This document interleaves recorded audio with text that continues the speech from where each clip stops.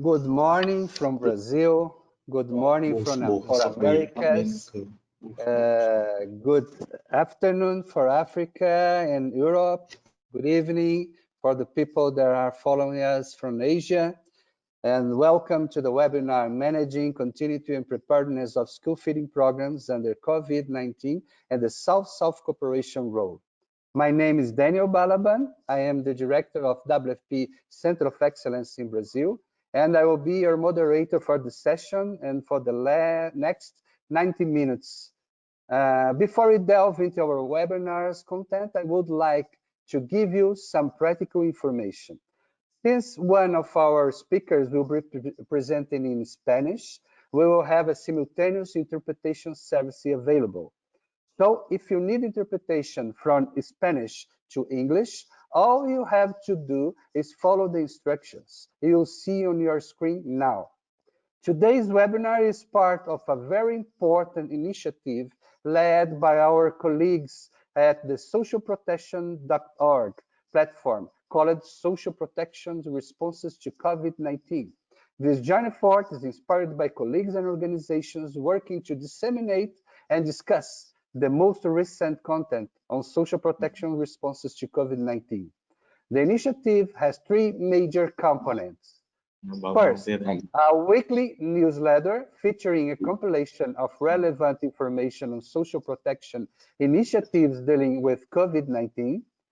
Second, an online community, and third, weekly webinars such as today's session to foster discussions and exchange. I would like to start by thanking all our speakers and discussants, people who are very busy with their work of maintaining school feeding programs and South-South cooperation during the COVID-19 pandemic, for taking the time to share these important experiences with us. I would also like to thank our participants for your interest in being here with us today. Each of our presentation will last approximately 10 minutes. And at the end of this session, we will have half an hour for question and answers. I will be moderating this question and answer session at the end of the webinar. So if you are listening to us and would like to send a question, just type it into your chat bar on the right side of your screen. I will select a few questions for our speakers. And if you are not able to answer all your questions live, don't worry. Our colleagues from the organization will gather these questions at the end of the webinar and ask the speakers to provide answers to them in writing. Now, let's move to our main topic. Before COVID-19 hit, the world was making positive transitions toward making school feeding an essential social protection and health initiative. WFP has been playing an important role in this context by helping governments to strengthen their capacities to run fully fledged national school feeding programs. South-South cooperation has played a vital role in promoting that transition of programs run by WFP being handed over to national governments. In Africa, for example, 39 countries are already implementing school feeding programs managed and financed by governments. For example, Ghana, Malawi, Kenya, Zimbabwe, all of them, they fed over 1 million children every day. South Africa and Nigeria each feed more than 9 million children every day of the school year. The WFP Center of Excellence, WFP South-South Cooperation Unit, and WFP School-Based Services are working together for this transition to be progressively stronger. However, since March 2020, the COVID-19 pandemic hit the world hard, impairing results and progresses in many areas of development work, including school feeding. The front line into the battle against the pandemic is shifting across the globe, and the crisis is now making vulnerable populations even more vulnerable. COVID-19 is pushing millions out of work and into hunger, disrupting vital supply chains and threatening the very fabric of our society. Children attending schools are among the most affected. In April, almost 1.6 billion children and youth were affected by school closures in 190 countries around the world. This has huge implications for students learning health and nutrition. In countries where schools are closed, WFP is working with governments to put in place alternatives like take-home rations, food delivery at home, providing cash transfers and vouchers. The organization has developed a series of guidance documents and toolkits to support WFP offices and governments to adapt and make programs more responsive to the crisis. My colleague Carmen Burbana, that's here today, she is director of WFP's school-based services in Rome. We'll talk more about these tools in some minutes. In this scenario we are living in, we must continue at the same time to keep delivering for the most vulnerable and to start thinking about how to continue preparing our programs for the next crisis, be it financial or a second wave of the pandemic. So as a follow-up from our broader insights, we will hear from field-based colleagues, Mr. Pedro Mortara from WFP Mozambique, Mr. Chun Hami from the Ministry of Education, Youth and Sports of Cambodia, and Mr. Juan Carlos Martinez from the Ministry of Education of Colombia. These speakers will bring their concrete perspective and examples from the field on how they have responded to the crisis, how they have worked with WFP and other international organizations, and how they are planning their actions in their short and mid-term for their school feeding programs. To kickstart our session, I would like now to give the floor to an old friend, Mr. George Shediak. Mr. Shediak is the director of the United Nations Office for South-South Cooperation and the United Nations Secretary General's Envoy on South-South Cooperation. Mr. Shediak also served as UN Resident Coordination in Brazil from 2010 to 2015, and he was the director of UNDP's International Policy Center for Inclusive Growth. He helped to create the IPCIG. Mr. Shediak holds a Master in Science of Foreign Service for Georgetown University and a Bachelor in Science in Political Science from the Catholic University of Buenos Aires. After the Pope, Mr. Shediak is the most important Argentinian that I know. Mr. Shediak, the floor is yours, my friend. Thank you very much, Daniel. I think Messi will be probably offended with your characterization, but let's leave it there. Dear friends, as Daniel says, I'm very proud to be with many good and old friends. While I was a resident coordinator in Brazil, as Daniel mentioned, I was a director of IPC. We turned it around, we created a new business and academic model, and it was one of the highlights of my 30-year career with the United Nations, being able to work with such a dedicated team and being able to establish a very strong institutional framework that continues today. So I'm very proud to be in an event organized by them.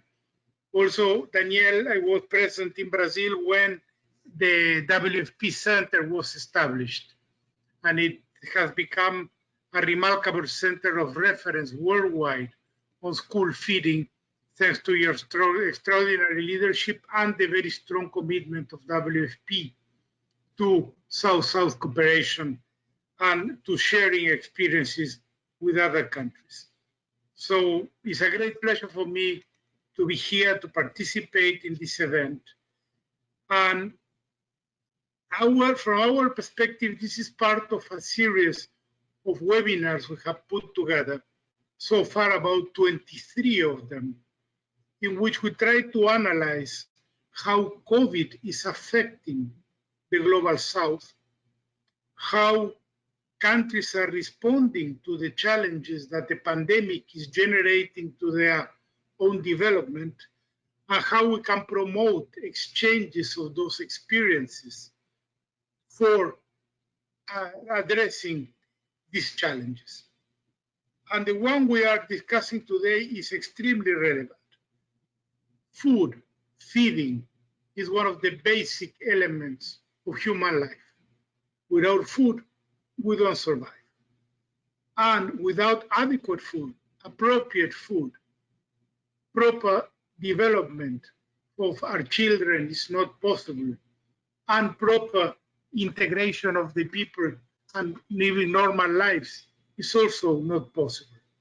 So having or exploring how countries have addressed the issues of how to resolve the problem of food security during the pandemic is absolutely critical. So we're very proud of being working on this event. The World Food Programme has estimated that 265 million people could face acute food insecurity by the end of this year, up to 135 million people before the crisis, because of the loss of income and also the loss of remittances that is a result of the deglobalization that we are experiencing. Also, many food producers are facing large losses on perishable and nutritious foods as the supply chains are disrupted and also the consumption patterns shift. So food insecurity, as we know, is no longer led for or the result of global food shortages, but at the same time, the disruption of the supply chain, both at the productive level and the distribution of the product levels, really have a very negative effect and can also create the basis of future problems by limiting the capacity of generating new crops in future years. According to the World Bank, food security will mostly impact the countries that are considered by them the hotspots. Those include the fragile or conflict-affected states, where logistics and distributions are difficult, even without morbidity and social distancing. Countries affected by multiple crises resulting from extreme weather events like floods, droughts, and pests, like the current locust plague, that is the worst in decades, that is impacting food production in at least 23 countries. The poor and vulnerable, including the more than 820 million people that are already chronically food insecure before COVID, and the countries that will suffer significant economic problems, particularly on their external balance, either because they will not have the resources to purchase food, or maybe the commodities they produce will not regenerate the same pricing that they had before the crisis. This is one example on the COVID, how the COVID crisis is affecting the world, to the point that according to a UNDP estimate recently published, this will be the first year since the Human Development Index was created in 1990 that at the global level, humanity will experience a decline, will be worse off globally in terms of human development, in terms of our road to achieving the Sustainable Development Goals than we were 1 year before. So this is critical. And the idea of having these events is to share experiences, as I mentioned, and see how we can mitigate the challenge, and also, excuse me, and also how we can build back better, as our Secretary General calls for. In the area of school feeding, as April of 2020, schools closed in more than 190 countries, affecting 1.57 billion young people, 90% of the world's student population. According to WFP, an estimated 370 million school children missed out on school meals and other essential services such as water, sanitation, and hygiene. For these children, the food they receive at school is often their only meaningful meal of the day.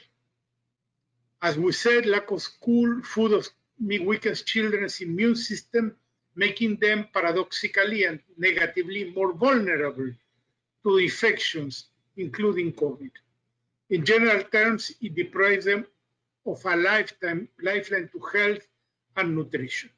So we really have to find a solution or solutions because there will be no single answers or no single systems to how to replace or incorporate alternative mechanisms to supplant the problems that the closure of schools generated in the feeding of young children. And we have some good experiences. In Nigeria, the Ministry of Humanitarian Affairs committed to develop a strategy on how to sustain their school feeding programs during school closures. And they are already succeeding, and they're employing over 100,000 cooks doing the cooking and ensuring that the food reaches the children, although they do not go or they do not attend school. In South Africa, more than 11 million children are out of school. And the Tigers Brand Foundation is currently working with the Department of Basic Education to identify the food insecure families and provide food support to those schools that they are sponsoring. In Colombia, the Ministry of Education announced that children benefiting from the school feeding program will continue to receive food supplies at home as long as the schools are closed. So basically, we see there are many answers being provided. And that is why we from Promoting South-South Cooperation are so interested in working with these initiatives. As you're probably aware, last year we had a large global conference on South-South cooperation that took place in Buenos Aires in Argentina, and it generated a seminal document in which it calls on South-South and triangular cooperation to be intensified to work more broadly in all the areas of human development. It mentions specifically food security, it mentions specifically agricultural production, and it calls on the whole world, the developing world, to engage in South-South cooperation and other partners, including the developed partners, to support it through triangular cooperation. And we know it works because our office has been documenting many successful experiences from the Global South and has also been documenting concrete exchanges that generated changes in policy. And you, Daniel, with the work you do in the center and the ones that have also been created in Ivory Coast and China and India, are putting WFP as a vehicle for this type of knowledge sharing and policy innovation. And you are doing a fantastic job, for which I'm very proud, and I really want to thank you especially again. Our office is committed to continue doing the work. We are working with many countries of the Global South, finding from them the interests on policy areas that they want to articulate to respond to COVID. And we're utilizing our platform called South-South Galaxy, which I really invite all of you to utilize and join, that already has more than 200 institutions sharing their experiences. And it has the added value that in addition to sharing, being a depository of experiences, it also establishes mechanisms to broker partnerships. Also, we are mobilizing thinkers from the Global South through our Global Thinkers Initiative to provide new ideas, new analysis on how we can confront the pandemic, and as I said, and the Secretary General says, to build back better. Also, in the next few days, we're launching a digital innovation challenge, which is how to utilize the fourth generation technologies to respond to COVID and also to generate ideas for the post-COVID. Actually, before this event, I was in a seminar on the use of digital technology for tourism, which, as you know, was the economic activity most affected by the restrictions imposed by COVID. So we really will continue committed to knowledge sharing. And finally, as part of our mandate, we have been trying to mobilize some resources for South-South cooperation in the area of the response to COVID. And we have succeeded. We have mobilized about $20 million, which we are providing to different countries and to support different initiatives in the context of our India UN Development Fund, the India, Brazil, South Africa Fund, the trust fund that our office manages, the South-South Trust Fund, and also through the Perez Guerrero Trust Fund. So we're mobilizing these resources to promote South-South cooperation in the context of COVID. We remain fully committed to these great partners. IPCIG has become a global reference center on social policies and social protection. WFP is leading the world in exchanges on how to achieve food security in complex situations. And we're really committed to building on these partnerships. Look forward to the continuity of this event, to listening more experiences, and for all of you, the more than 266 people who are out there, to join in the fight to build more South-South cooperation, more triangular cooperation, to build a better world and to overcome the challenges from COVID and post-COVID. Thank you very much.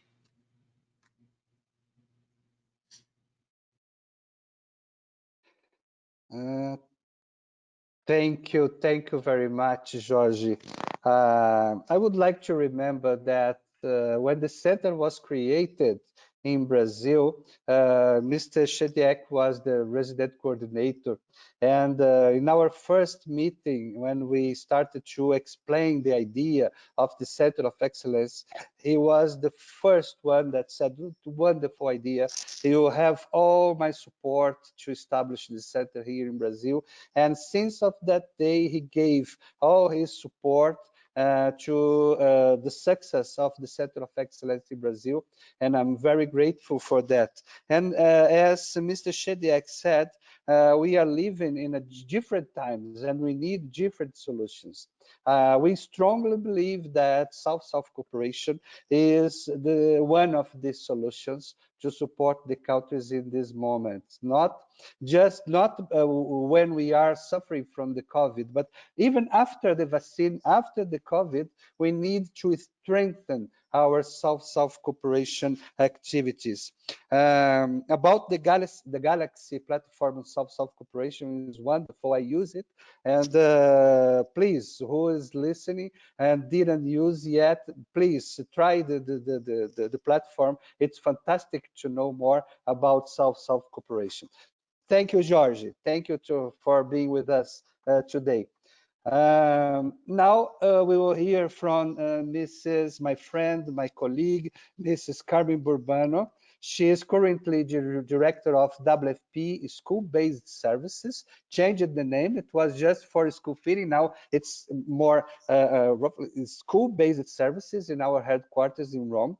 Mrs. Burbano is WFP's road expert in school feeding and a member of the technical committee for school feeding of the Partnership for Child Development at the Imperial College in London. She is the co-author of the most influential publications on school feeding over the last 10 years.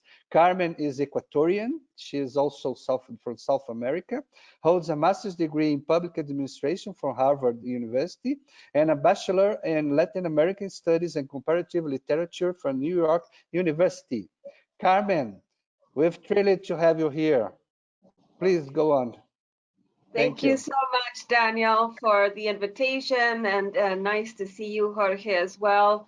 It's a pleasure to be speaking to all of you today. My intention with my remarks is really to give us a little bit of a framework of what we're talking about here today.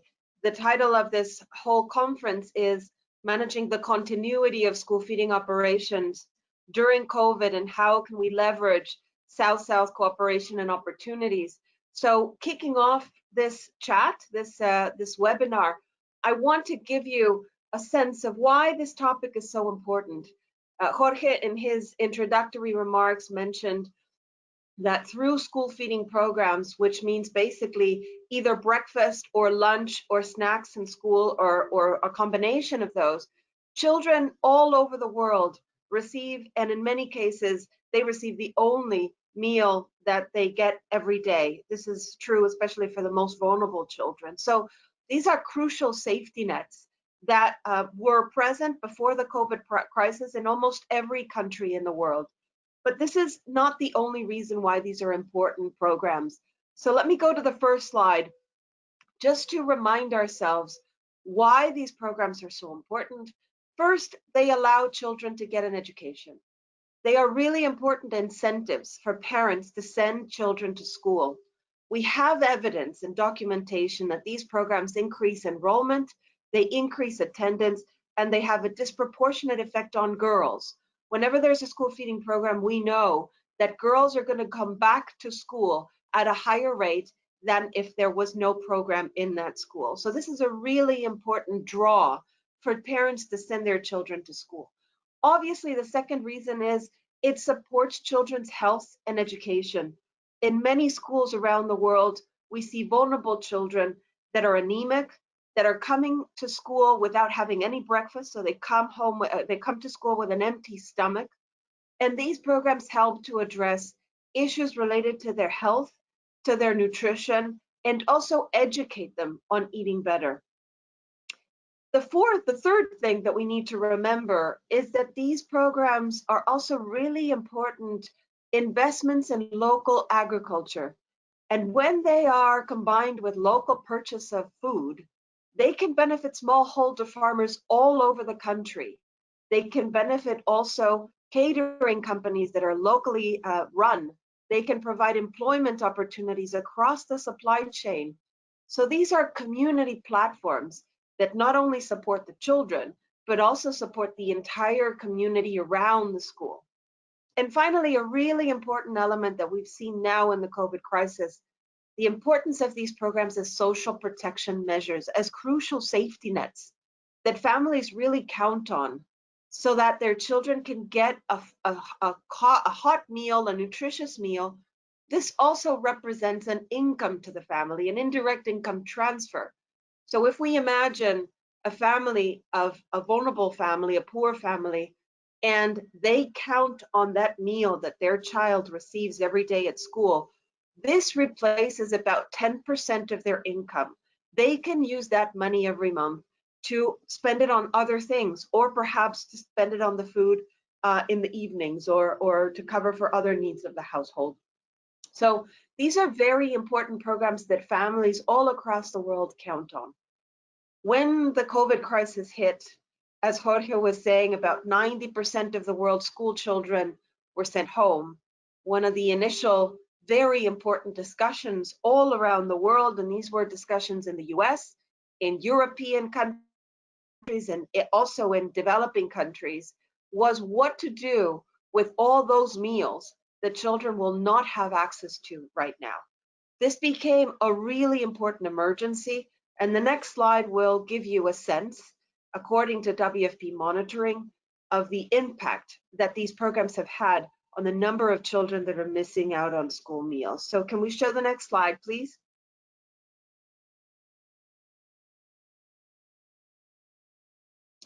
This map shows you WFP's monitoring of the number of children missing out on meals. It's around 370 million children that are affected across the world.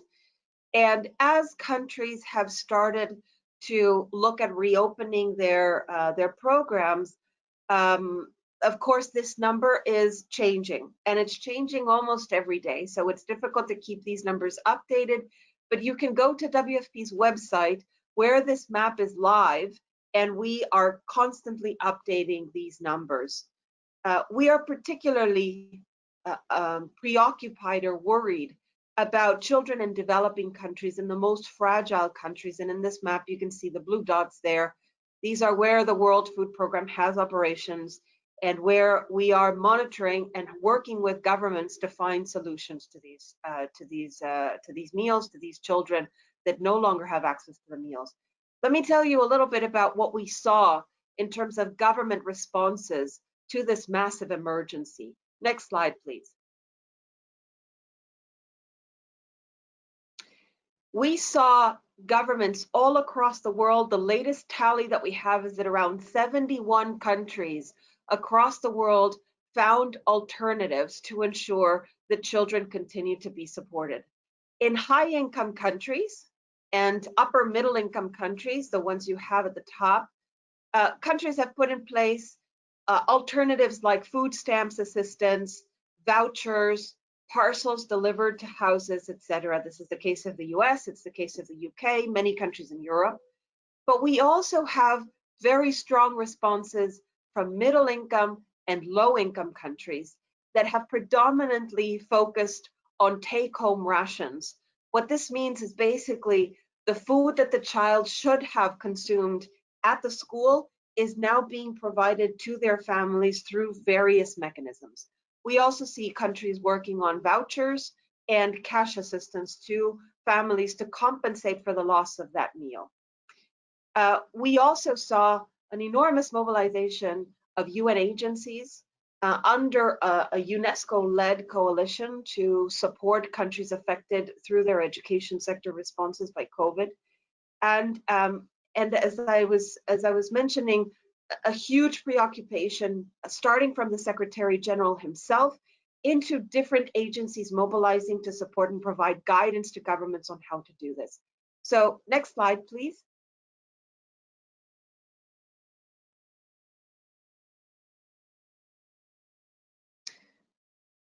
As the slide goes up, I'll start to explain. Next slide, please. The UN system mobilized to produce a number of guidance pieces to support governments in making this decision and finding better ways of assisting countries. You have here some pictures on the available guidance that you can find, both a framework for reopening schools that was issued by the World Bank, UNESCO, UNICEF, UNHCR, and the World Food Program, and also different kinds of analyses led by, for example, the World Bank, this one that says the COVID-19 pandemic, and two policy briefs led by the Secretary General, one on the impact of COVID on food and security nutrition, and another one on the impact of COVID on children more generally. All of them have this big preoccupation and detail, a call to action to ensure that children, especially school children, are supported during the COVID crisis because they have been so disproportionately affected. We are perhaps very concerned about marginalized children, vulnerable children, because we know from past experiences, from past pandemics like the Ebola crisis, that the longer children stay out of school, the less likely they are to return. This is particularly important for girls. We are concerned as UN agencies that girls are at risk of getting married very early, getting pregnant very early, being put to work, and other kinds of protection concerns that children are now exposed to because they no longer have access to the education system. It is really important that when governments start to reopen their school systems, they put in place incentives such as school feeding and other kinds of incentives around school health and nutrition that really serve as a draw or as an incentive for parents to send their children to school. Let me go to the next slide, and I will be very quick about this because I know that we have a lot of panelists here to share with us some of the country experiences. Just to give you here an example of some of the resources that are available for countries. And here you have WFP's tally of the global map of how many children are affected. We have the framework for reopening schools that I was mentioning, and the World Food Program, FAO, and UNICEF issued guidance for nutrition in schools and how to continue these programs in the context of the COVID crisis. So you have here some of the resources that are available. This presentation also includes country examples. So if we can move to the next slide. And I will be very brief because I know we're all looking forward to listening from my colleagues in the field and country leaders that are really struggling with this and have found solutions. But here you see a number of countries that have been very creatively working to reach 125,000 children in Chad through take-home rations. In Niger, around 150,000 children are being reached also through take-home rations, and especially girls through cash transfers are supported. The similar analysis we've seen in South Sudan. We've seen mobilization from agencies in Nicaragua to support the government ramp up its support. If we can move over to the next slide.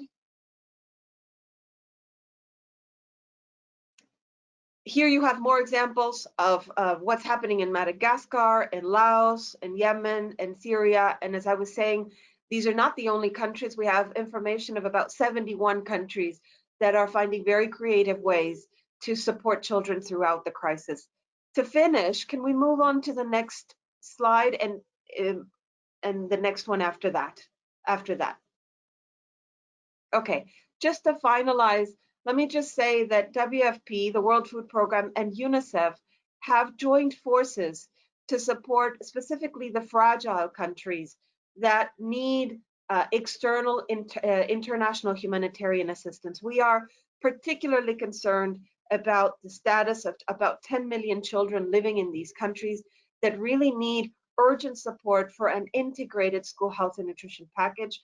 We will be working with a coalition of partners, as I said, led by WFP and UNICEF, to ensure that the most vulnerable children are not lost in this COVID pandemic. I would just like to finish by saying we really all need to work together, both government leaders, national decision makers, UN agencies, donors, the private sector, to ensure that we are not losing an entire generation of children that are vulnerable right now and that might never return to school if we don't do something about it now. Thank you so much, Daniel, and for the organizers for inviting me to speak today.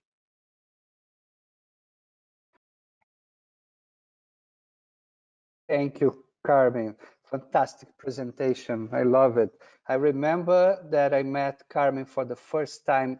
It was in the year 2005, 15 years ago. I was in the Brazilian government and she was presenting in an event. I don't remember the event, but it was in Cape Town in South Africa. And she was presenting about WFP's working on school feeding since of then. Of course, we became friends and we started working together. I came to WFP and we are trying to move the road and work to support the countries to create sustainable school feeding policies all around the world. And as Carmen said, girls, we need to take care of the girls because they are the most, in some countries, girls just go to the schools because of school feeding. It's sad, but it's true.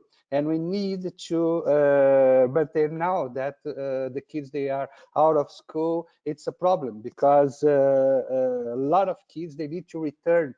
And when we have so many kids are out of school for so much time, it's something that we need to be care because it's very difficult to take them back to the schools. So what Carmen said, it's fantastic.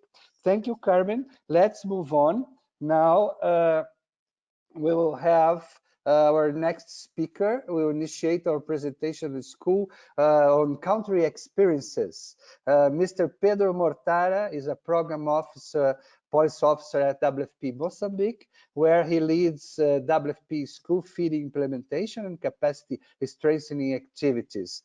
Before this, he managed an urban social protection program in Zimbabwe and served as field response coordination for the Cyclone Idai response. Pedro has worked with WFP also in South Sudan, Ethiopia, and in headquarters in Rome, holding various program positions. Pedro has a master's degree in international political economy from the University of Warwick in the UK. Pedro, we look forward to hearing about Mozambique's experience. Thank you. Thank you very much, Danielle. Good morning, good afternoon, and good evening. First of all, thank you for the invitation. It's a pleasure to be here with you today and share a bit about what we've been doing here in Mozambique to maintain the ongoing programs on school feeding. So first of all, I'd like to give a bit of a context in terms of what is happening here in Mozambique, and especially what was happening when COVID arrived. Mozambique last year faced two deadly cyclones, Cyclone Idai and Cyclone Kenneth, that affected the center and the north of the country. And apart from the many deaths, it also led to a large number of people displaced and a high impact on the education sector, with many schools damaged and children never being able to attend school again. On top of that, we have had recurring droughts in the south and floods in the center and north of the country that are mainly due to climate change and have been increasingly stronger every year. And on top of that, we have a conflict in the north, in the Cabo Delgado province, that not only left many districts inaccessible to humanitarian aid, but also led to a high number of people being displaced to different parts of the country. So this is what especially Jorge mentioned in terms of being a crisis within crisis. And Mozambique is considered now a hotspot for food security issues in the near future. And in March this year, when COVID arrived, the Mozambican government, like many other governments, closed all schools. And the issues that with the poor infrastructure in many of those schools, it has been very difficult to put together a plan to reopen those schools. So you have a very small number of primary schools that have access to clean water and to toilet facilities. So this makes it very difficult for you to ensure that there is proper hygiene for the children to return to schools. And as a result of that, all the school feeding interventions were stopped. And of course, this creates the many problems that Carmen was just mentioning, not only the school closure, but also the lack of school feeding for those children that were used to receive that kind of food, of support. And we as WFP, in partnership with the government, had to adapt. So we made use of a very well-known modality of take-home rations, which we had tried before and very successfully supported over 90,000 children after Cyclone Idai. And as Carmen also mentioned, we saw the real impact of that program with a 25% increase in enrollment, given that this was a 2-trimester program between the last trimester of last year and the first trimester of this year. And we could really feel the impact and see the numbers of that impact in those communities. So after the closure of schools this year, in partnership with local authorities in the central province of Tet, we started a take-home rations to support the families of 41,000 children that in that area were now cut off from their school feeding support. And this support was very well taken, and it's important that we explain a bit about how this was done. So more specifically, what were the measures that were done to adapt to the social distancing regulations for COVID. And I must say that a lot of the frameworks that Carmen mentioned were used not only for these adaptations, but also in a lot of the work that we do with the government in advising them and working with UNICEF and UNESCO and supporting to put together their plans for the reopening of schools, the safe reopening of schools, of course. So in terms of our school feeding programs, in advance of distributions, we ensured that both school staff and the local retailers that had been contracted to deliver that food were repackaging and ensuring that the individual packages for each family were already assembled. So this would reduce the burden on the distribution day and, of course, reduce the waiting time for each family and and of course reduce the crowding on the food distribution point. On top of that, in advance, we also ensured revised lists. We have to make sure that all the children are in or the families of every children enrolled in each single school is part of that list, but also that there's no one else on top of those children. And also reinforcing baskets. So baskets that would not only reflect the amount of food that each child received through a normal school feeding program, but a reinforced basket to support their families.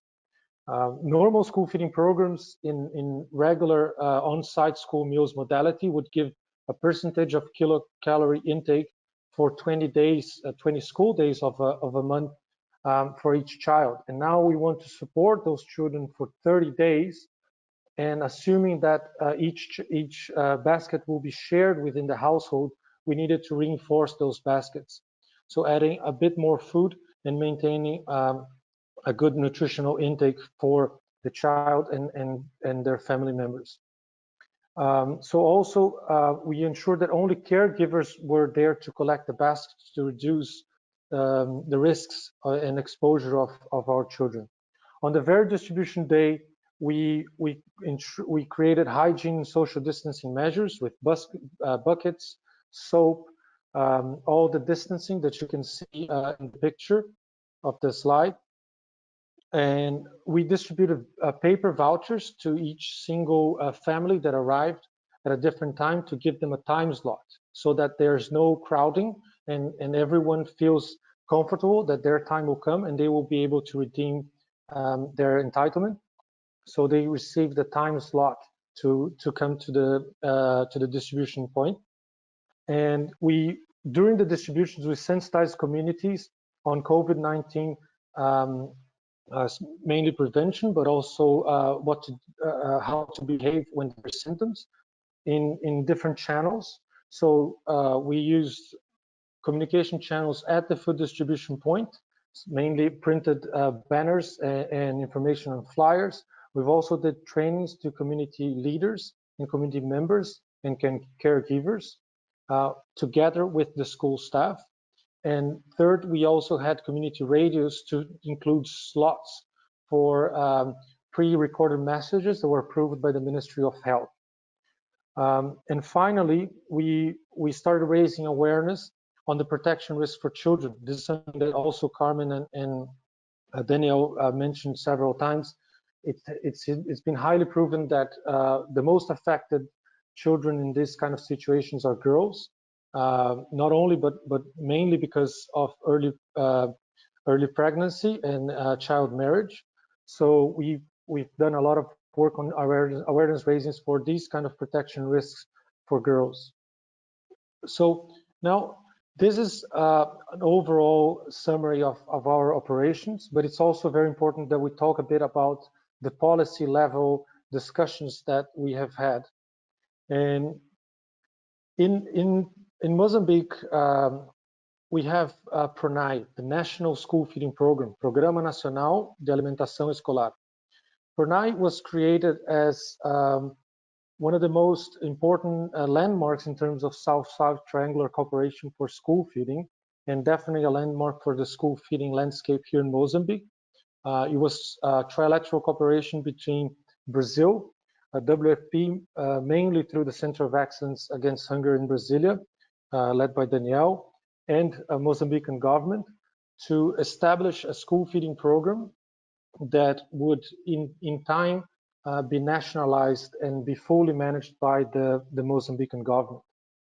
And PRONAI, we see some short-term measures or ideas that we need to advance in the national school feeding program. So first of them is the understanding that take-home rations can potentially be a benefit in specific contexts, such as the crisis that we're living now, but also other crises such as Idai, for example. The program PRONAI was designed as an on-site school feeding program, and it's sometimes very difficult to adapt if a framework is very well designed and very focused on one type of modality only.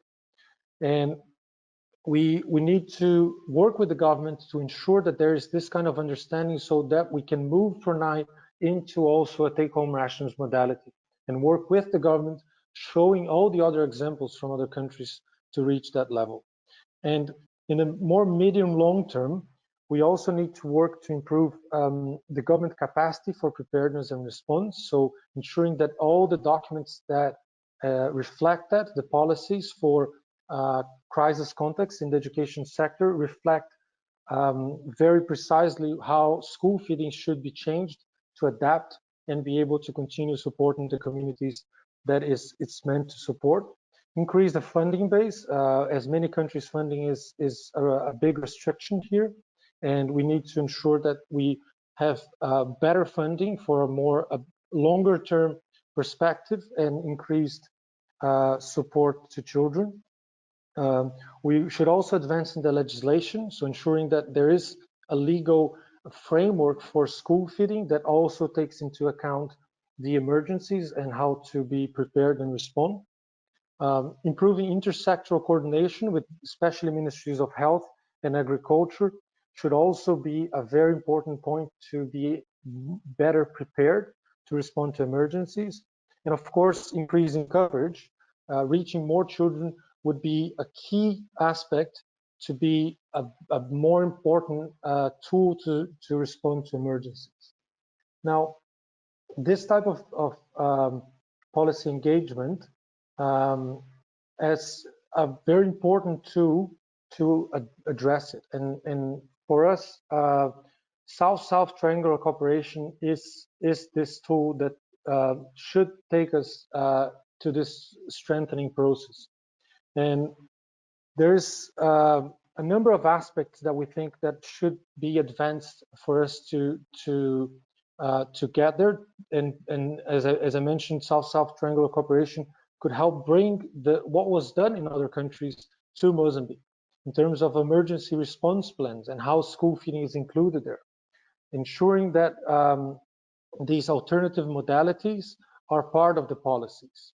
One of the most difficult parts for you, for any school feeding program to be managed during an emergency is how to make sure that the local procurement systems are maintained during emergencies.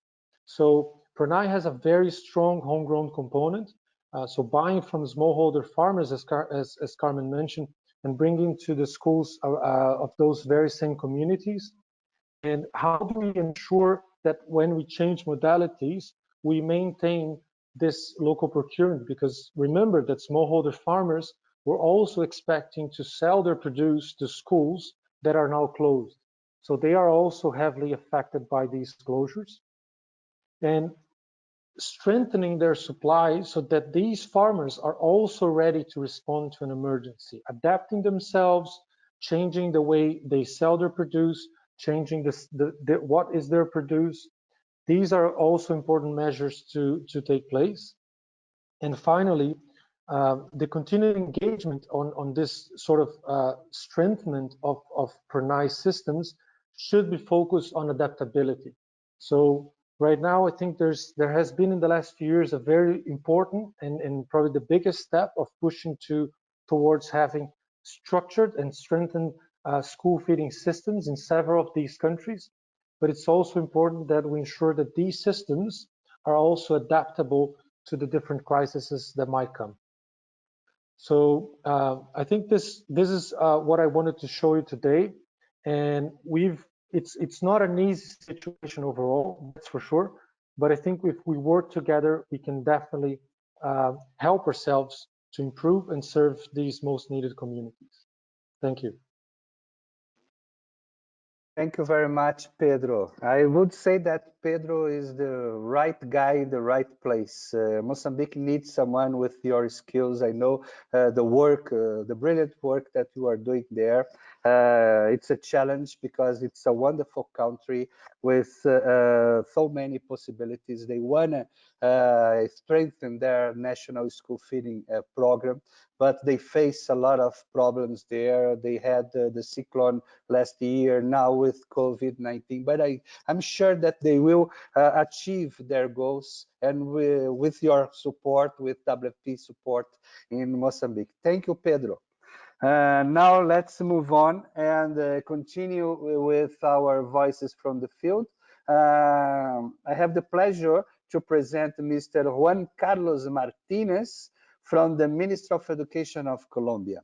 Mr. Juan Carlos is an engineer graduated at Universidad Pedagógica y Tecnológica de Colombia, UPTC, with a specialization in development projects from the Escuela Superior de Administración Pública, ESAP.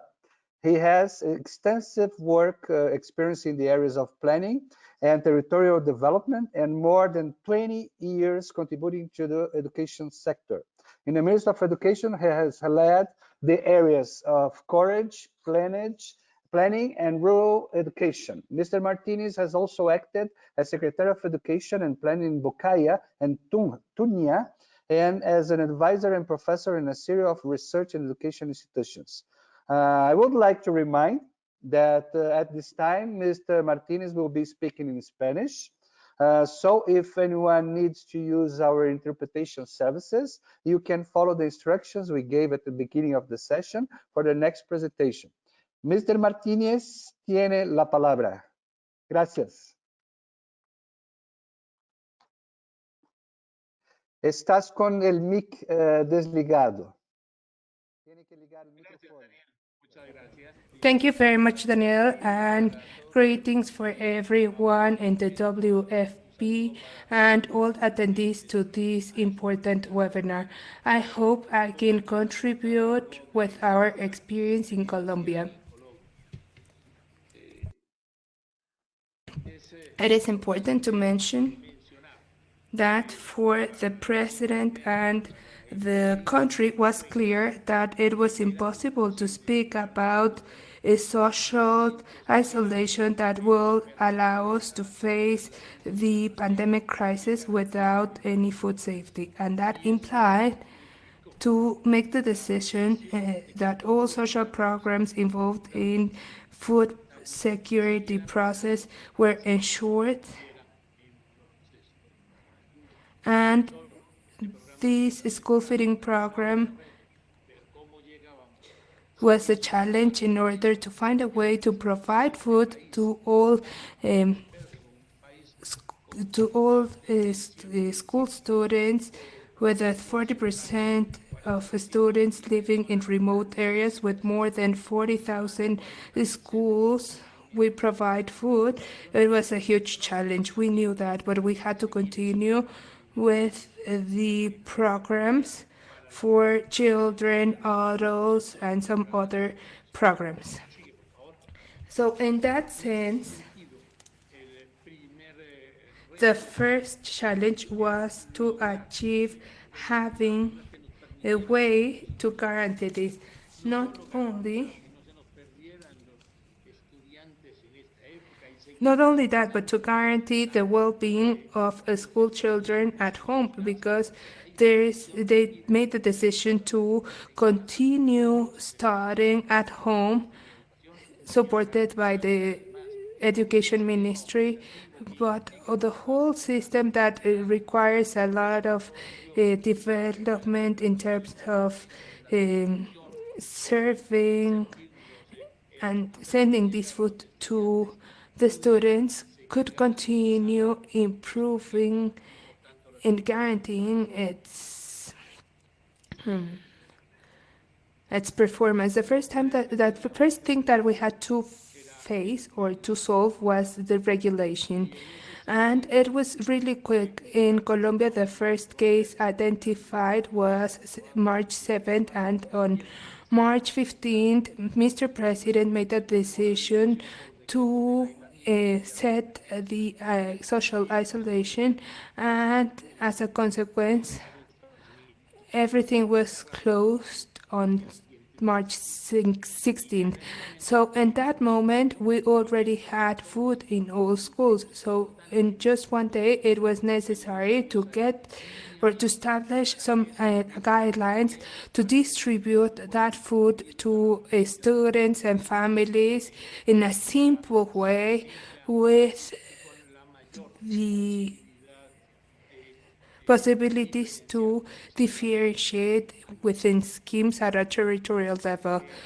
2 days afterwards, there was a national decree that authorized to change all regulations from the WFP in order to allow to make it work at home, because the regulation only include school feeding, and that was to cover the crisis, or the social crisis that this pandemic was creating.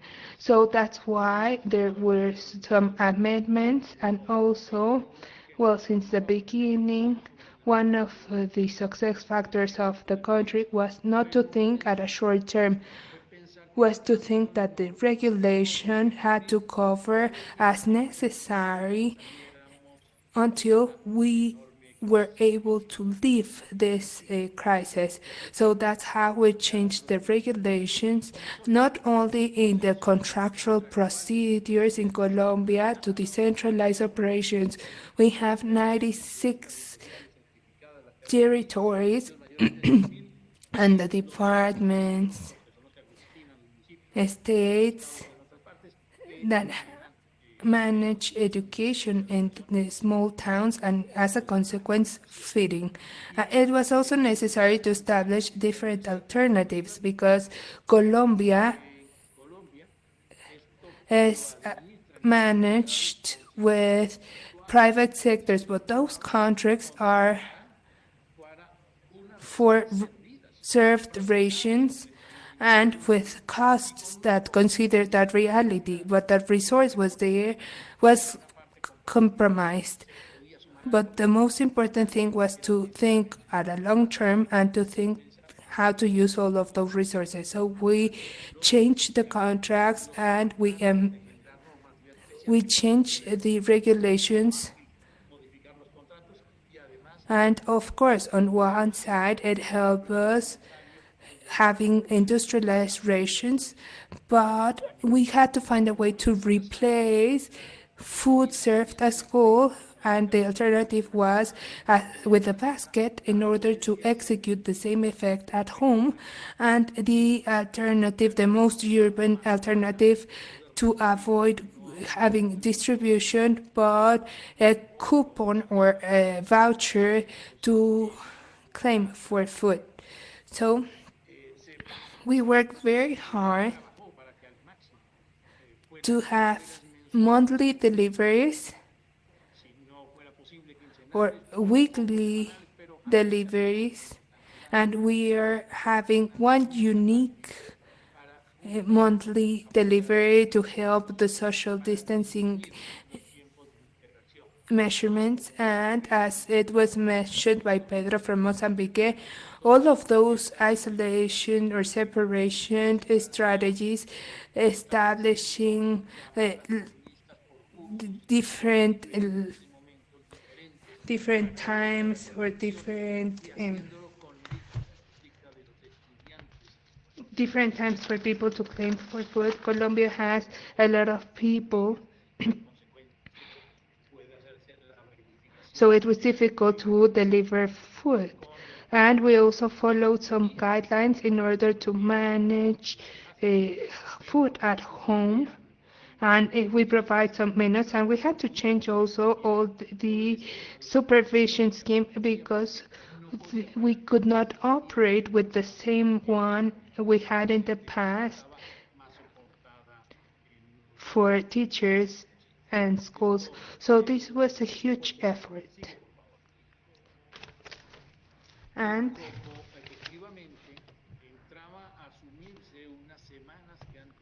so we had to consider sometimes that were considered as vacations, we had to use additional resources in order to guarantee those weeks were going to be covered without losing funds for the rest of the program, for the rest of the year. So this was 38%, 88% used to prepare food at home, and only 21% decided to use industrialized snacks, and only 5% the bonus strategy.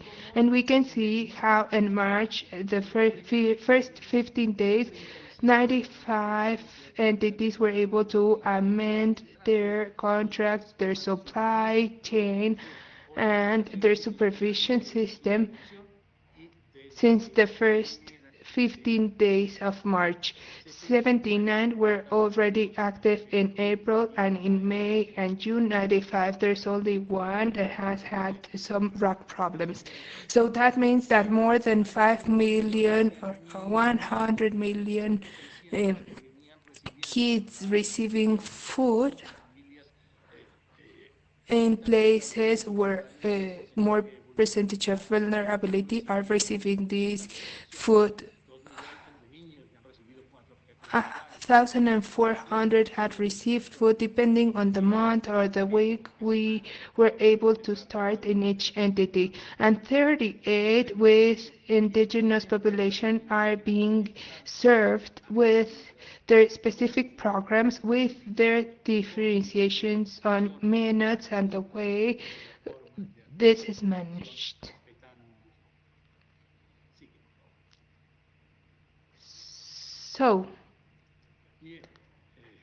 in Colombia's case, it was necessary, as I told you, to speak about the need to readjust all of the resources available in order to guarantee sustainability, and not to do something that was working but that it wasn't sustainable for many months, because it was clear since the beginning that this was going to take longer, and the decisions made had to be at the long term until we were able to return to academic normality or reality. So legal autonomy. We had to adapt the minutes because we had some problems with the supply and we had some products that had problems or that were lost due to the changes in the market. So we had to adjust their minutes, keeping the quality of this food package, which was fundamental for this process. So this was a factor of coordination with the agricultural ministry and also the agricultural sector. So what do I want to highlight from the lessons learned? First of all, every time there is a change, it is fundamental to intensify or to strengthen the way we provide services in the different territories. So we have to strengthen the companionship, but there is no doubt we have to strengthen our information systems. I think this was a lesson learned at a global level. We need to have life systems that are more agile in order to face these situations. And of course, a companionship at an international global level and support at a global level. And the World Food Program allows us to get to know possibilities to know about international cases. But many territorial entities in the past had droughts, floods, earthquakes that required actions and that generated experiences in terms of social help that help us to get ideas in order to face this situation. Something that is clear is that a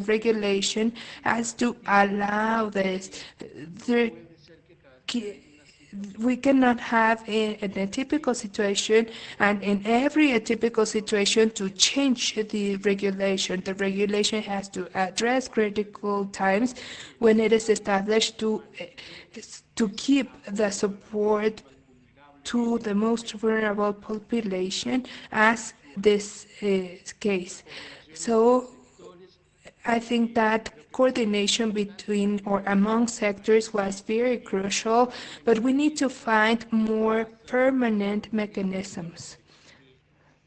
The territorial autonomy is indispensable because the diversity and conditions on the way things or problems are addressed make the one size shirts to be not to be enough, and we need more capacity to address that diversity with something that allows to control and to meet the goal.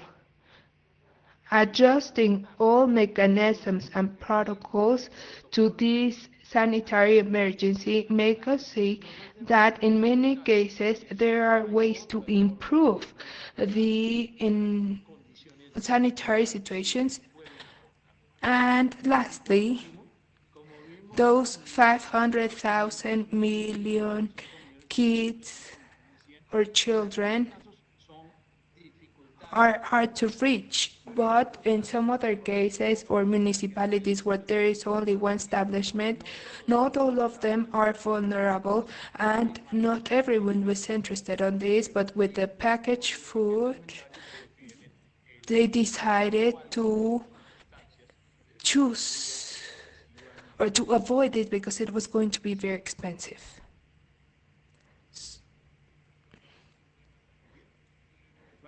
So to finish, I would like to highlight that there has been a huge effort from all the territorial entities in this country, understanding that bureaucratic ways or bureaucratic problems to be above the social need. And the public officers have to be capable of adapting all conditions in order to guarantee these rights. It is impossible to ask vulnerable population to stay home without guaranteeing food. They cannot stay at home, or we cannot ask them to stay at home without providing food. So thank you very much for your attention. Muchas gracias, Juan Carlos. Thank you so much. We're happy to have the Colombian experience here with us. Now move on to our last but not least speaker. We have Mr. Chun Hami, the Deputy Director of Cambodia's Primary Education Department within the Ministry of Education, Youth and Sports. Mr. Chun has worked in the Ministry of Education since 2003, where he is responsible for planning, monitoring, and reporting on the primary education subsector. He obtained his bachelor's degree in accounting in 2002 at Cambodia's National University of Management and got his master's degree in finance in 2005 from the same university. His main goal in the Ministry of Education is to work with the school support committees of all primary schools in the country to improve community involvement at school level. Mr. Chun Hami is currently working on the programs Primary School Feeding and Early Grade Learning. Mr. Chun, the floor is yours. Thank you very much.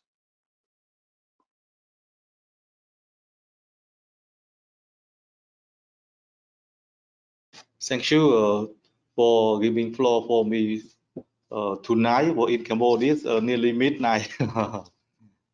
Good evening, all. I have 4 main points today for show.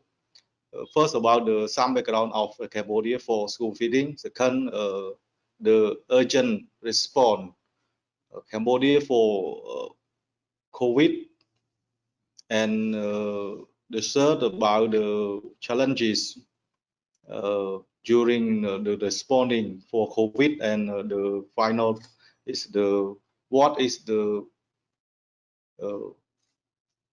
move forward in the future.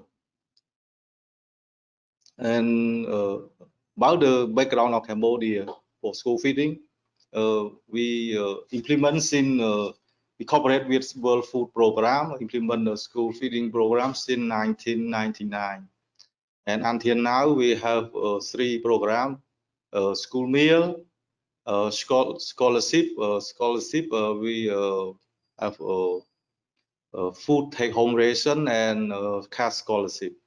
And we had developed the roadmap for school feeding to follow, to commit to respond, to implement the roadmap. We had transit to some program to the national funded program, like scholarship. We use the government budget in 2014, and until now we fully use the government budget for scholarship, and all take-home ration we convert to the cash scholarship. And about the school meal, now we start handover from World Food this year. Last year, 2019, and we will commit to increase the scope over the next year. And as we know together, the COVID is a global issue. For Cambodia, we had a response for this, also respond for this, and the school in Cambodia had closed since 17 March 2010. Since we have 1 person that have the COVID in Cambodia, we start to close all school in Cambodia, and until now we go on to close. And we also announced to restrict the large gathering and encourage social distance among community. And in the school closes, we inform all students to conduct the self-learning at home, and inform all parents to help their children for learning. And we promote the distance learning. We use the video teaching, but teaching and learning video, teaching video, and we upload this video to the government website, Facebook page of government, and other application. And we also broadcast the video of teaching on TV. So the student can access to the government website and to the Facebook page to conduct learning from their home, e-learning, distance learning. In some area that cannot access the internet or cannot see the national TV broadcast on teaching activity, we create the small group of students. We create a small group of students among each village, and the teacher coordinate to teach them, but we keep the social distance. And for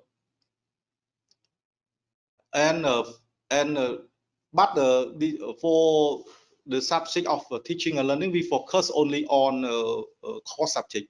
For example, for primary, we have 5 subjects. We have language, my language, Cambodian language, mathematics,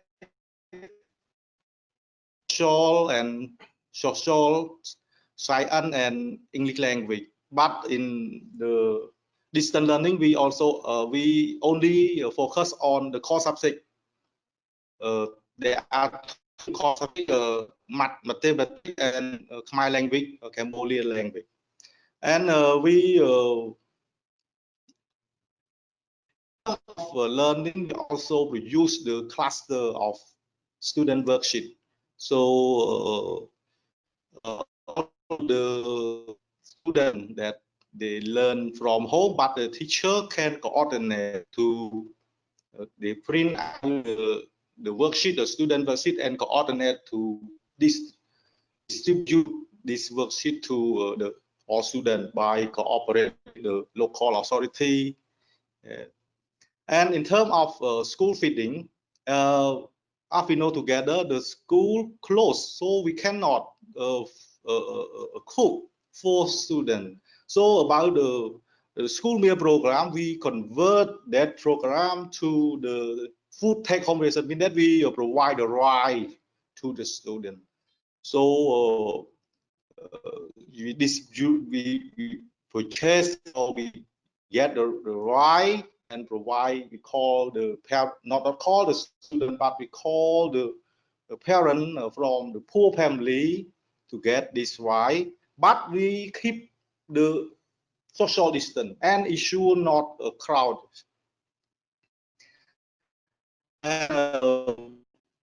We also develop the standard operational procedure for food handling, for cooking, for food distributing to students. We also working with school infrastructure, construction, including handling station, rent, water, catchment, school kitchen, and eating shelter. It's our activity that responding to urgently respond to the COVID. But we also have the challenges. As we know, many children and their parents are not, because in the previous, in Cambodia, we did not have the distance learning or e-learning. So very difficult. So many children, many parents are not familiar with the e-learning. And more people become vulnerable from impact of COVID-19 crisis. So social assistance support are required. Government of Cambodia has increased budget to support those, such as food take-home ration for food family, with the meal program, general food distribution, cash transfer, support for food poor family, cash transfer to support loss of employment in vulnerable sector. Finally, about the way forward or the plan for us, we also, I hope the school can open soon, but we will still ensure the social system and both facility in school. And we still promote the e-learning, mean that we try to reduce the number of when the school open, we will reduce the number of students in a class or in a school. Mean that by we divide the student in two or three groups. Mean that to ensure the not crowded in school. So when we divide the student in two group or three group, mean that the student not go to school every day. So one group, example of one group can go to school Monday to the Wednesday, and another group go to school from Saturday to Saturday. Mean that they can learn face to face with the teacher 50%, and we still promote the distance learning. So we can, when they don't go to school, they can learn from their house by using the e-learning. And for in terms of school feeding, maybe we flexible to the learning. Now we are on thinking about this, because our plan, the school can open, but the student can learn face to face in school 50%. So we can have two options. One option, they can eat about the school meal program. They can eat, the student can eat 50% at school, and get the food take home result 50%.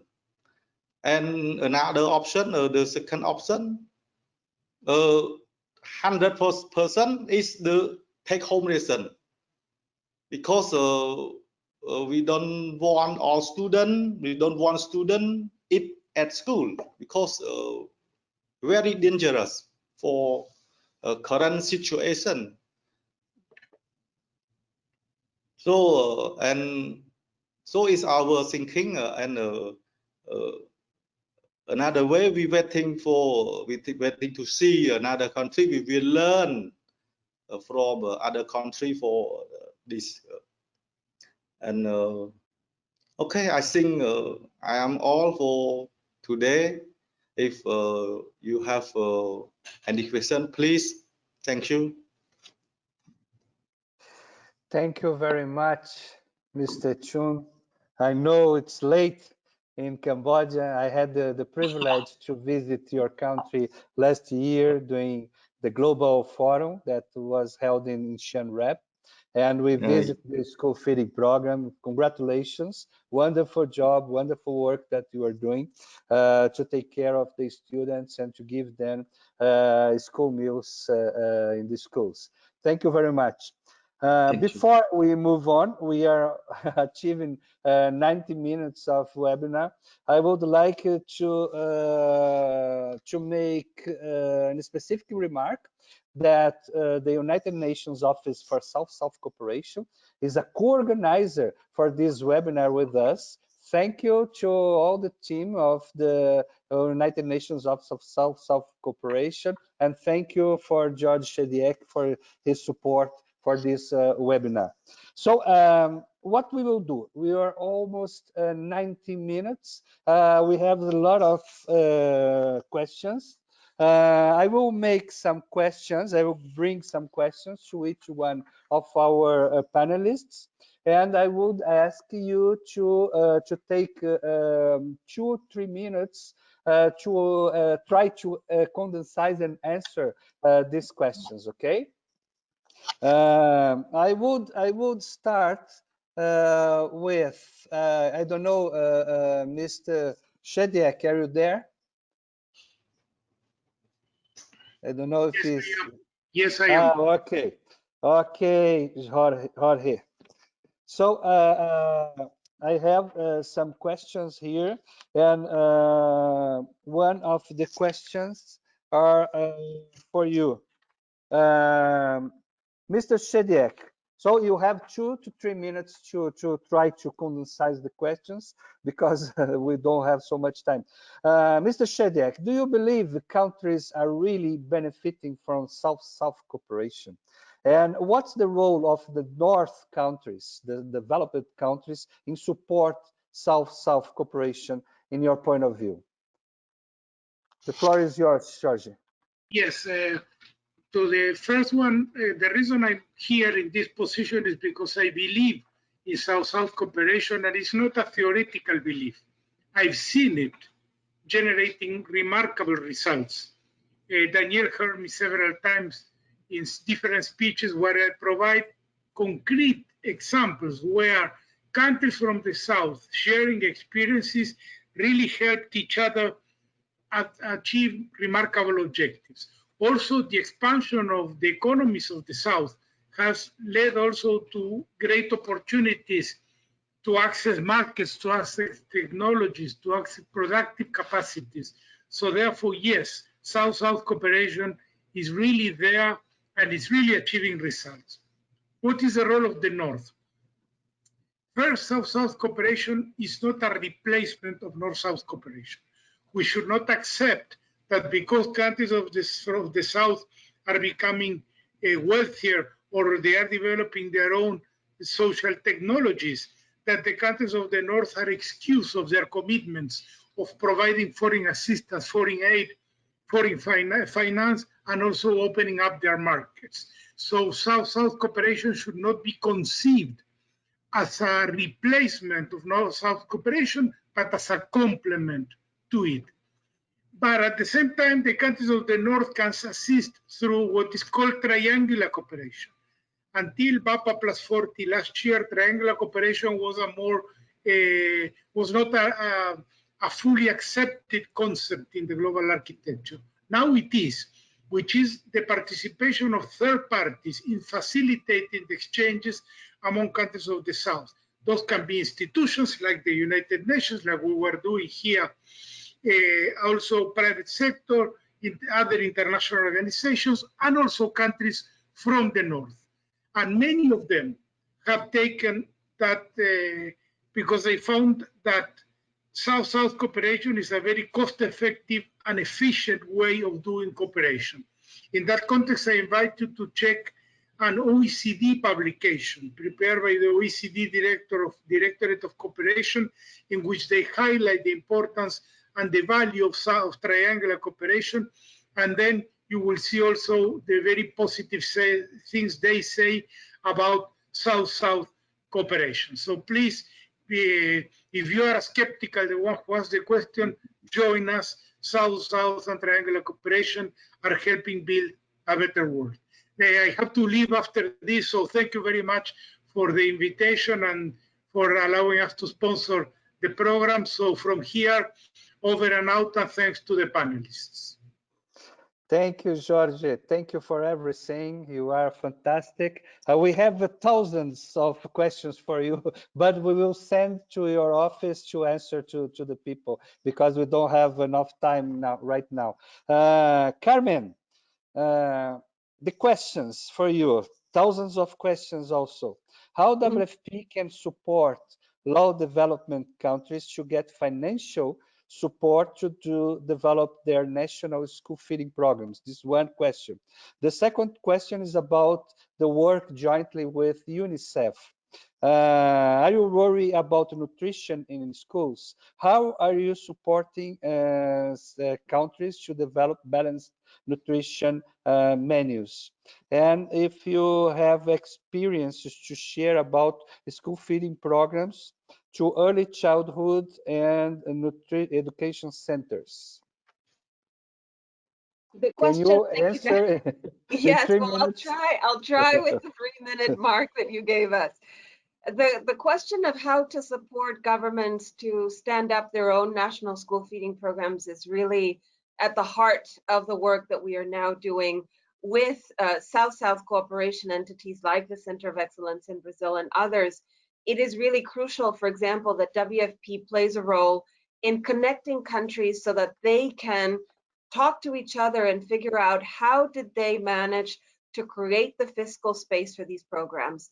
So one element of the answer of that question is countries themselves have a lot of answers that can be very useful for others. In many cases, for example, governments have been incredibly innovative in creating private trust funds, working with the private sector to finance the programs, using the proceeds of national lotteries, different kinds of private and public sector arrangements that allow for governments to finance the programs. Of course, there are other mechanisms, more well-known mechanisms. We work with donors all around the world to continue supporting national programs, and this can, of course, be transferred to the national administration. And one very important partner that is increasingly supporting national governments is the World Bank, but also other international financial institutions like the Inter-American Development Bank, the African Development Bank, the Islamic Development Bank. So we are increasingly working with these multilateral institutions to see how we can support governments afford these programs and implement nationally owned and nationally supported school feeding programs, which is our ultimate goal. Let me just say that in the partnership with UNICEF, our main goal is not just to provide children with food, although we've seen in this webinar, it's a really important element of it, but provide an integrated package of health and nutrition support to children. Food is a really important part of it, but so are other elements. And I'll give you an example. Water and sanitation. Today, in the COVID time that we are living in, the ability of children to wash their hands, to have clean latrines or bathrooms, and to have running water in schools is going to be critical, not just to safeguard their health in general, but also to mitigate the infections of COVID. So that's a really important element which UNICEF is uniquely prepared to support governments on. But there's other elements of a package, for example, malaria prevention. In many countries where we have malaria that's endemic, school sick, and we can't have that. We have supplementation. We need to provide iron tablets, for example, to adolescent girls to prevent them from coming to school with anemia. So that's another element that's really important. And also nutrition education. It is important for children to learn what is a healthy lifestyle, how to better eat, and all of these integrated elements into a package we hope can help the well-being of children as we move forward. And finally, the question on early childhood development. This is a growing, let's say, a growing element of school feeding programs worldwide.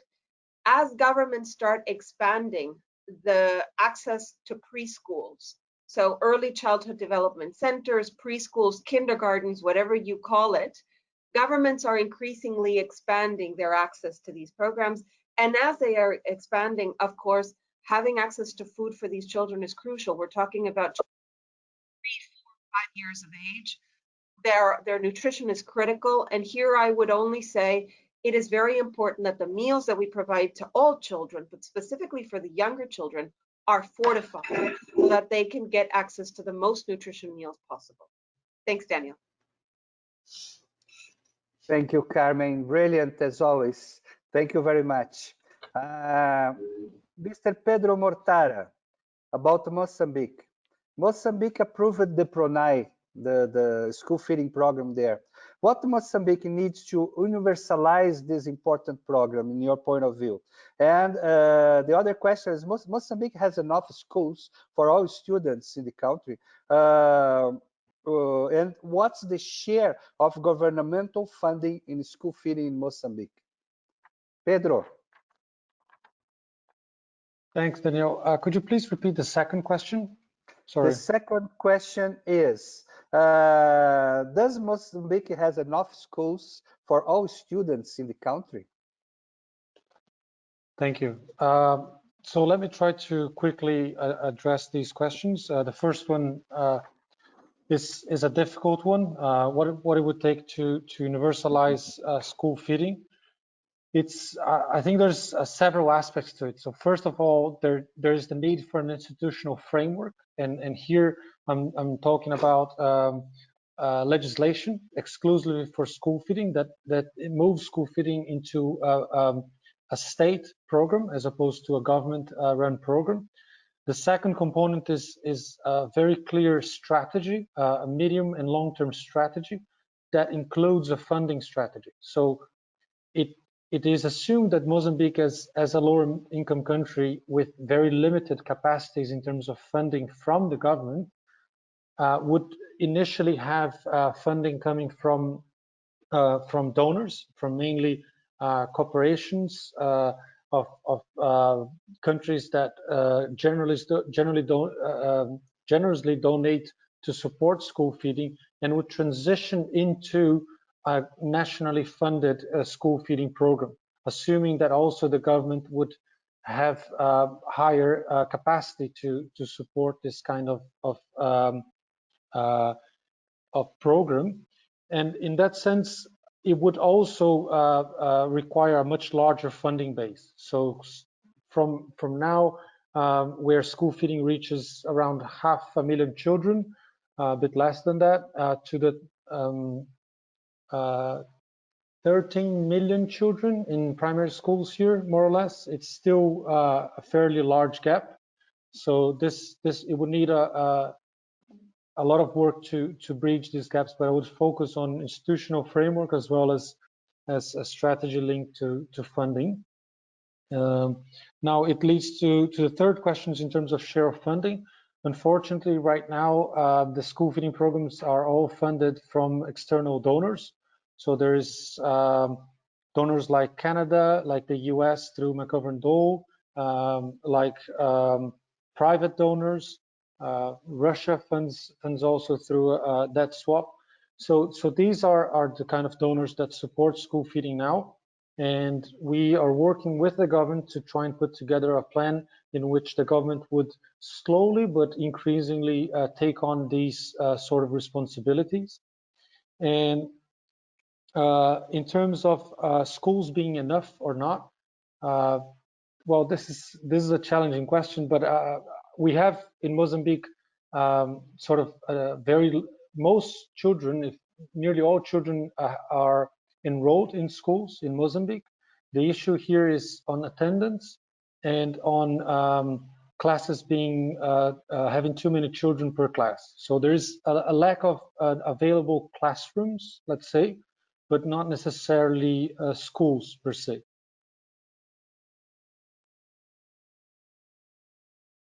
Okay, Pedro, thank you very much for our explanation. I will now send the question to Mr. Juan Carlos Martinez. I will make the question in English. Someone could translate. Colombia, as all other South American countries, suffer from inequalities. In your opinion, how can the school feeding program decrease the inequalities in the country? The other question is, what areas of Colombia are not covered by school feeding? Thank you, Daniel. There is a lot of inequity that we are facing and trying to reduce, and programs such as these ones are fundamental. And I will give you an example at a regional level. In the last 15 years, most of the population, remote or rural population, only started until the 5th level or the 6th level, because that required transportation and food, because no one can get up early and go to school without eating. So we try to guarantee transportation and food for everyone, and that led to have 40% of people completing their levels. So we cannot speak about inequality if the programs do not have all components. Now, for vulnerable population, sometimes when they try to reach huge figures, they stay in a basic stage. So we try to focalize or to identify the most vulnerable population, and that is remarkable for this process. I mean, we need to understand inequality in order to foster a better way to develop conditions, and the program is part of this. The only department that hasn't been able to deliver food is Sucre department. but it is the only one with serious problems in terms of logics, contractual logistics, and to amend some of the existing contracts. In the last report, they said they had already agreed upon this, but it has been very difficult, and this is something that we are studying, and with your support, we are rethinking on the regulations because it is being a bottleneck in terms of contractual logistic, and that makes the program not flexible. So we need to find new schemes, and we are taking advantage of your experience. I would like to talk about something else. As you said with Jorge, this is not only international, but we need to work in parallel as support between peers and sharing experiences is fundamental because education does not only depend on teachers. We need to understand how to foster this because learning it is at both levels. Thank you very much. Thank you so much. Muchas gracias, Señor Martinez, Don Martinez. Ahora, now we will have the last questions to Mr. Chun. Mr. Chun, about Cambodia. What's the main diet served in school feeding in Cambodia? And they are asking if you serve fresh food to the students. And also about the flooding, I would like to know how the issue of school feeding amid the monsoon flooding was dealt with. I didn't understand this question. If you understand about it, please, Mr. Chun.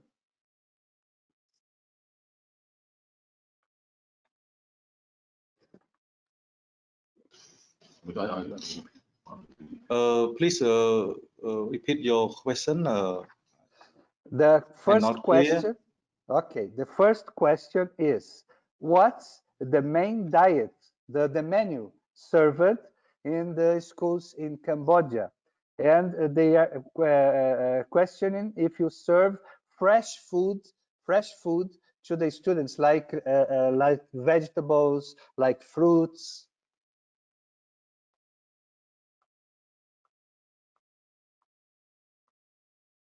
Okay, for Cambodia, previously we cooperate with World Food. We implement the traditional school meals. So we provide rice, oil, fish can for students, but now to the home school feeding. So we provide the budget to school to purchase the food for the food and cook for students. So the menu in each school we have rice, vegetable, fish, and meal meat, but not all this not fresh, but we cook it. We cook it, and we and almost the food that we supply for the student that cook for the student is the food that fit to the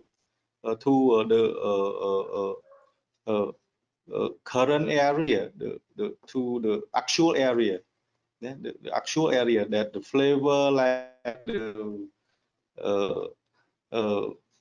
culture of the area. So but no the fresh vegetable for student, but we cook it. Okay, thank you very much, Mr. Chun. Yeah. Dear colleagues, we have come to the end of our session. It has been a pleasure to spend the last almost 2 hours with all of you, talking about the two themes that are very close to my heart and to my life's work, school feeding and South-South cooperation.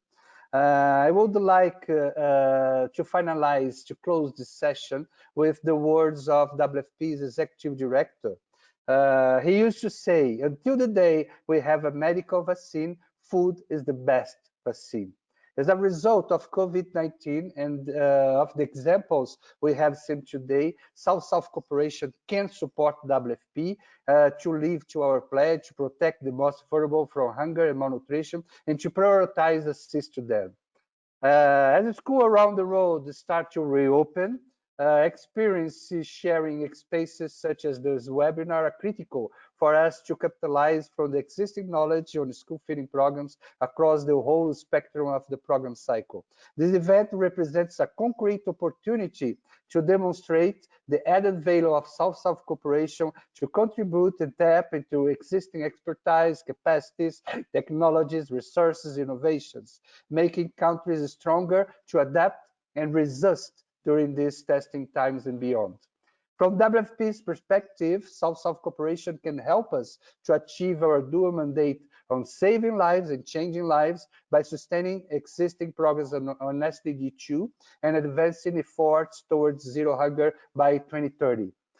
If you would like to know more about WFP's work on school feeding and South-South cooperation, we invite you to visit WFP's Brazil Virtual Exchange webpage and the WFP SouthSouthMatch.com platform. Thank you again. Thank you to all the panelists. Thank you to all of you to stay with us during these last 2 hours. And I hope you all have a great day. Thank you very much.